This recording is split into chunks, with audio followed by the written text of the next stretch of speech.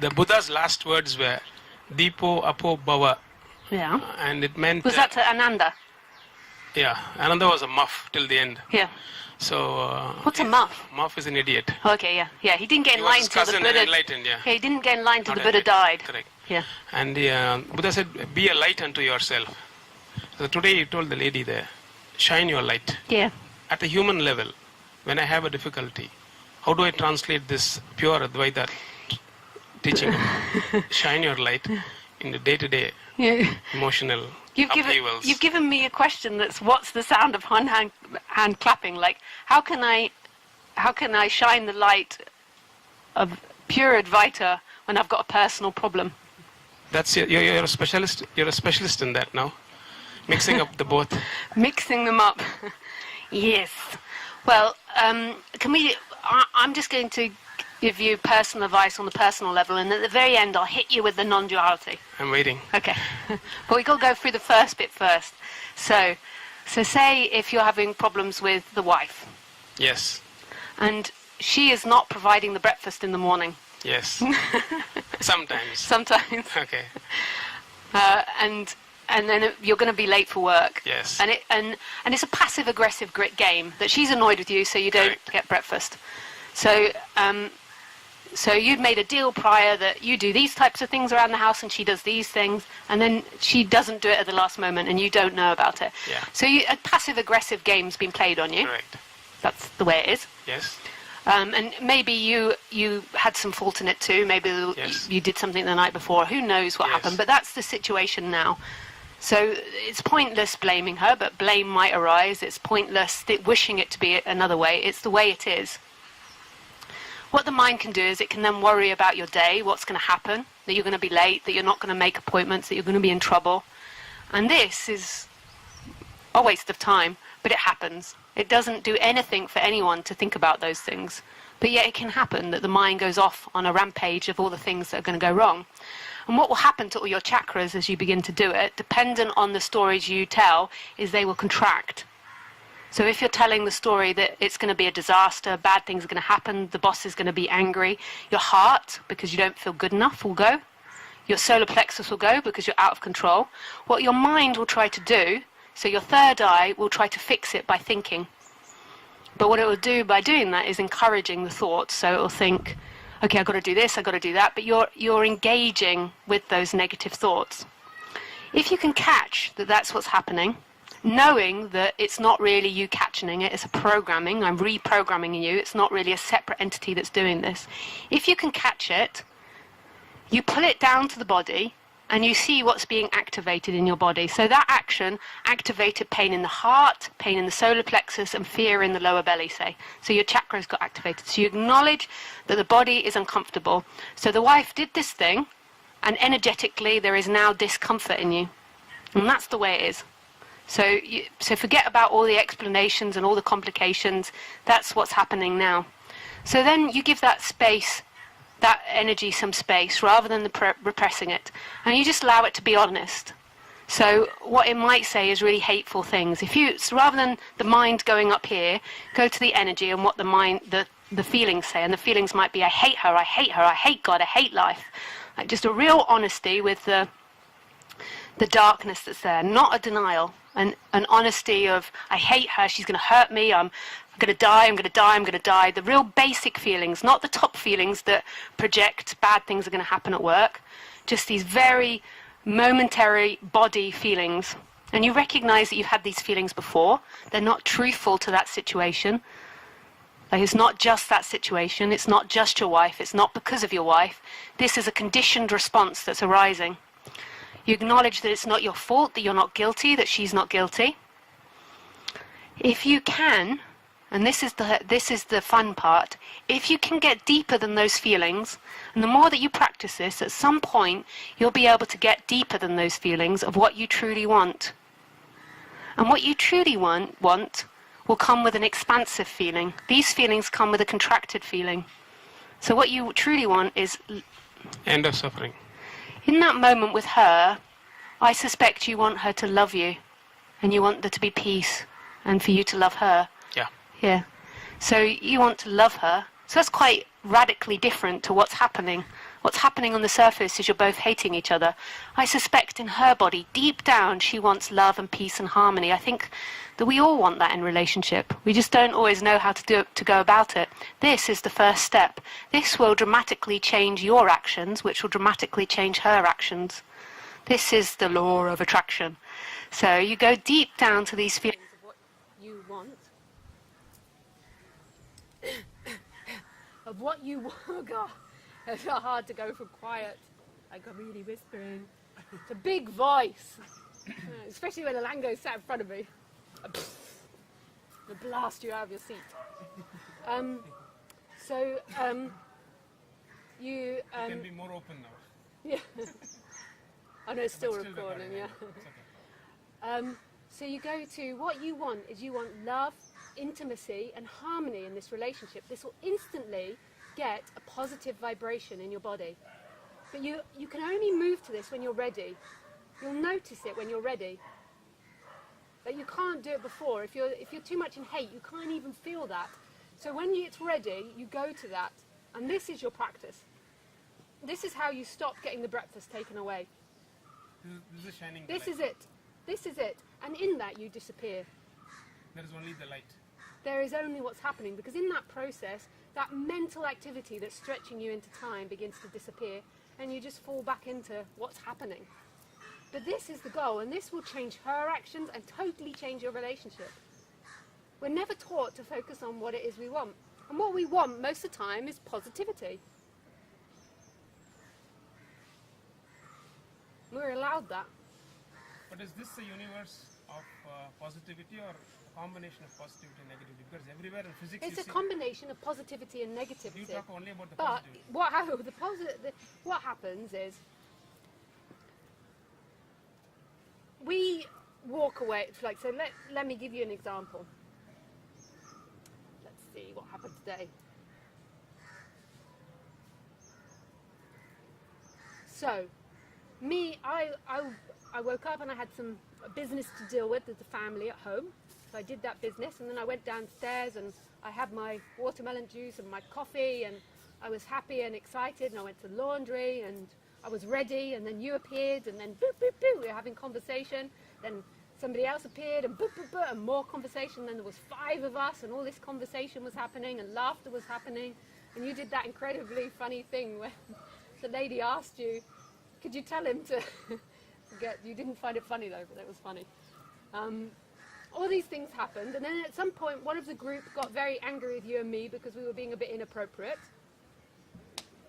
So that was the fall down. So me and you are like, beep, beep, beep, and we're going for it, and we're both Geminis, so we're like being really loud and obnoxious and like going for everything, and then someone gets annoyed with us, which is totally understandable that we're being annoying. I mean, you agree that we could be annoying. Yeah.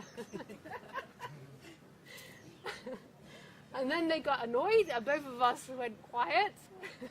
They expressed their annoyance at us, and then when that annoyance passed, we were back.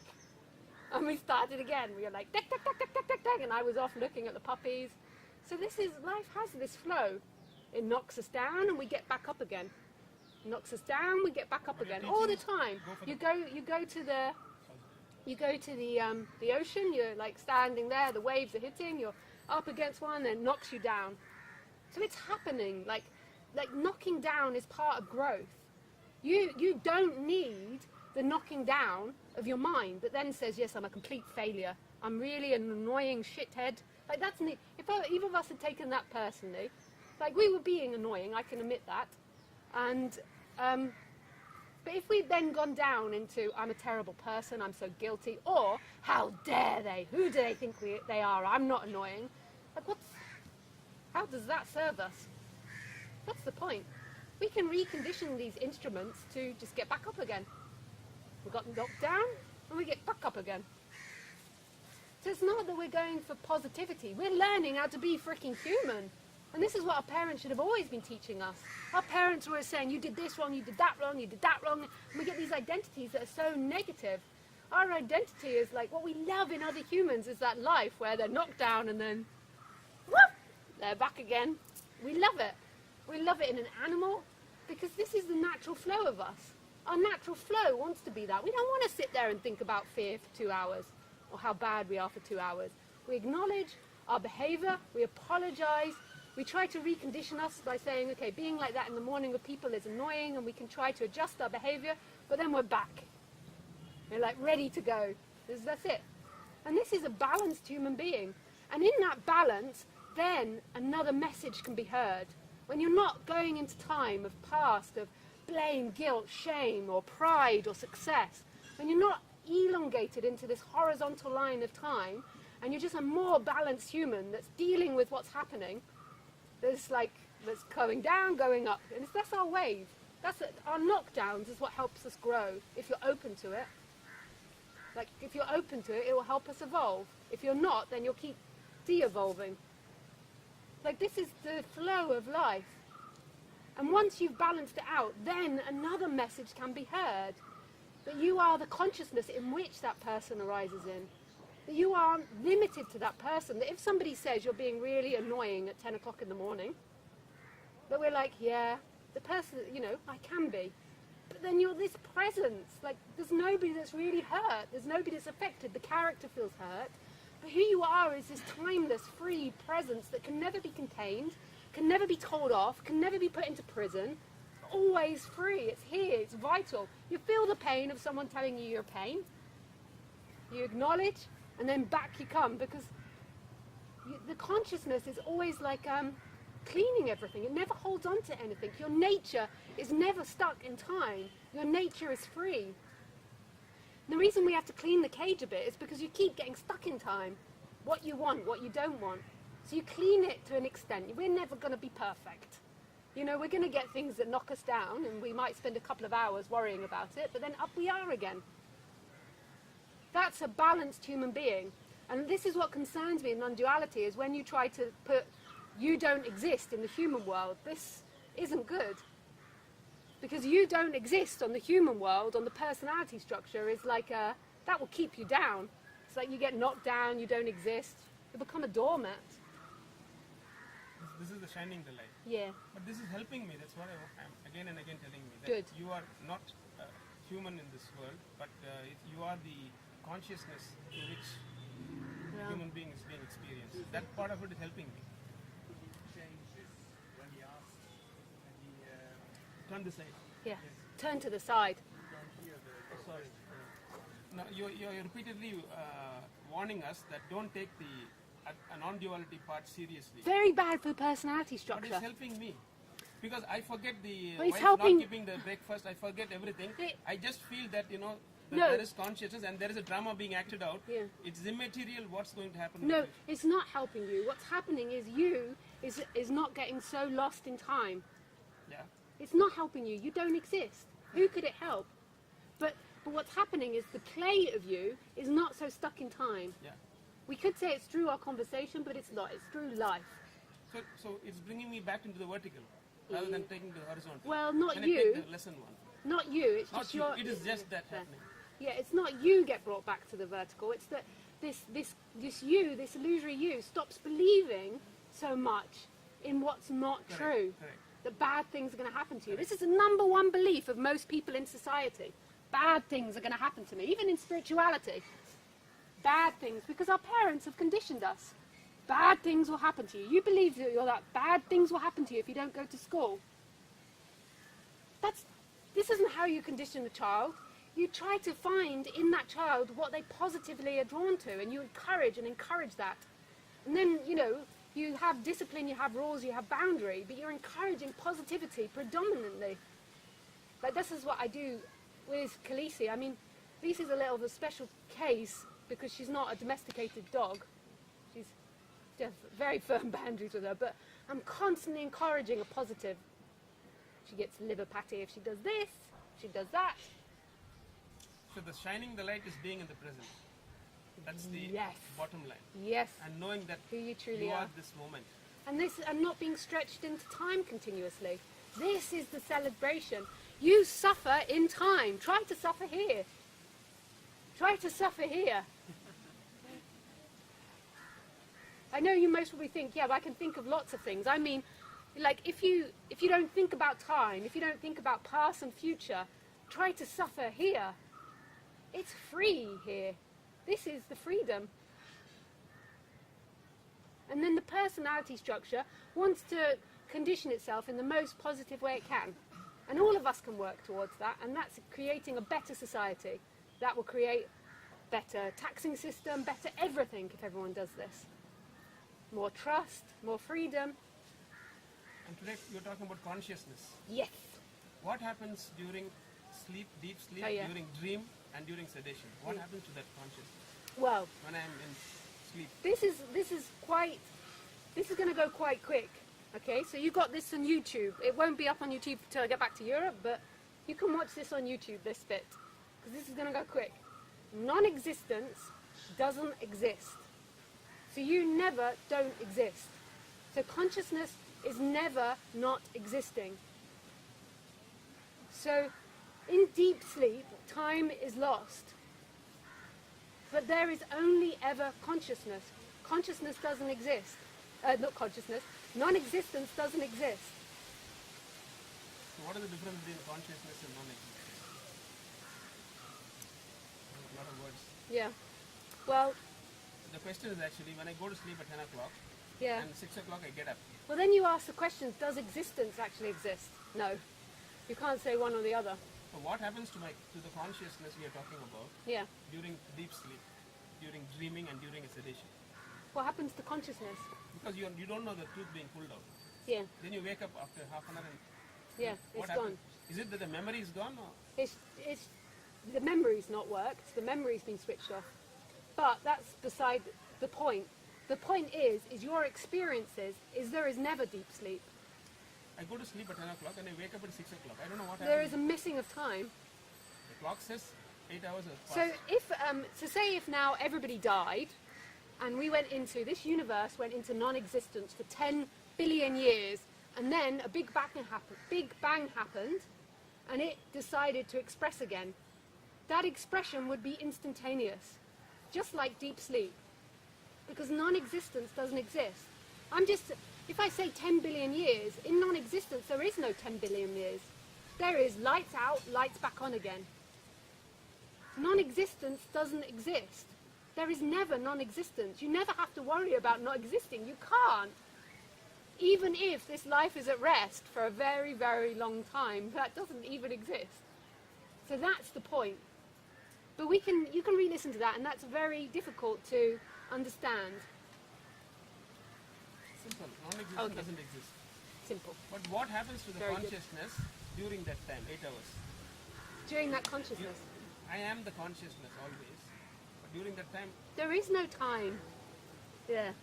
Oh, I sleep and I wake up. Yeah. It's instantaneous. Yeah. So actually 10 o'clock and 6 o'clock is the same. Yeah. There is no time there. Is there time in non-existence? There is only the eternal present. But the other thing is non-existence doesn't exist. Does existence exist? That's the other side you've got to go to. Does this exist? And this is a question for you. It exists. Well, I mean, great masters like Tony Parsons would say it exists and it doesn't exist. That's actually your feeling. Like, do you ever contain this? Do you ever have this? It's kind of happening, but it's not at the same time. So right now, if we imagine the movement of my hand, well, we don't imagine it, we see. How do we know it moved? From the memory of this. Correct. That doesn't imply it's happening. It implies that you're having a memory now of it being here. You're only ever here. Is this happening? It's happening and it's not. It's happening, and loads of memory and sensory input is giving the appearance it's happening. We cannot say if it exists or not. But this is only relevant for you to remember something deeper than you. We don't need to talk or go on about that too much. It's just coming back to this consciousness that's free of everything. Or it's not even consciousness. You go to Nisargadatta Maharaj and he would say nothing, nothing, nothing. The Buddhist, nothing, everything, nothing, everything. Emptiness form. Consciousness. I am conscious. He said that. Yeah, he did, but he also said I'm beyond consciousness. I mean, depends how you're teaching. It's hard to teach. At the human level, you say, I bring upon disease on myself. I find it very hard to understand. For example, we have a lot of seekers come here from Europe for the tour. They get Delhi belly. Do you mean to say they want to miss your talk and get Delhi belly? It's a very simple question, but in a practical day-to-day affairs, they have spent a lot of money, time and energy and devotion coming here. Sometimes they miss it out. I don't think that what they want is to come to my talk. I think what they want is freedom, and life is offering that in every moment. And if that be the Delhi belly, that's what it's got to be. Surrender in the Delhi belly. Everything is about waking up. You said we are attracting negativities on ourselves. It's not really you, it's just the dynamic. If you want freedom and Delhi belly comes, that's exactly your teacher in that moment. Not me.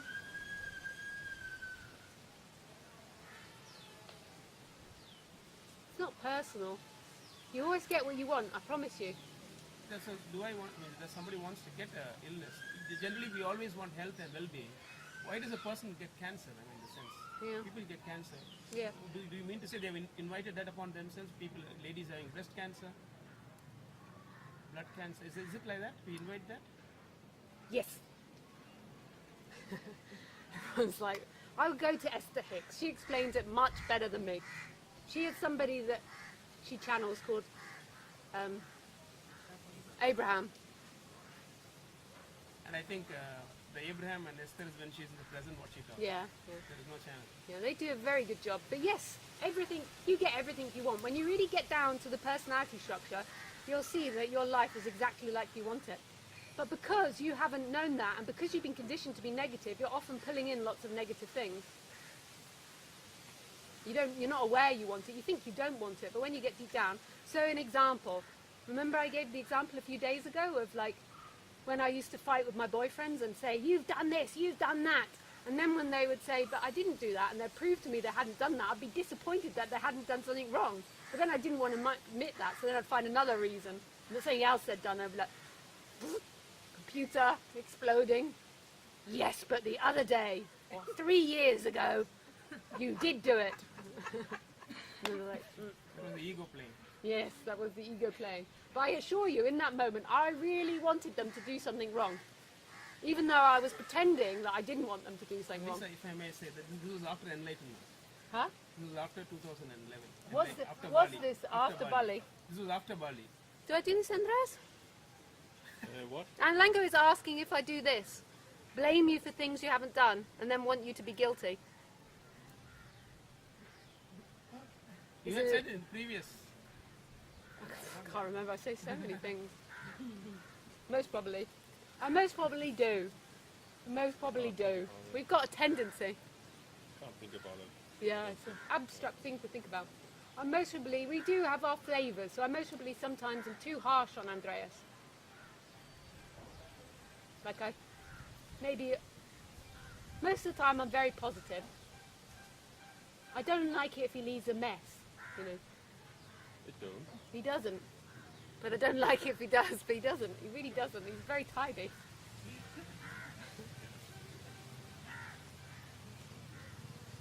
Yeah, we have a tendency towards things sometimes.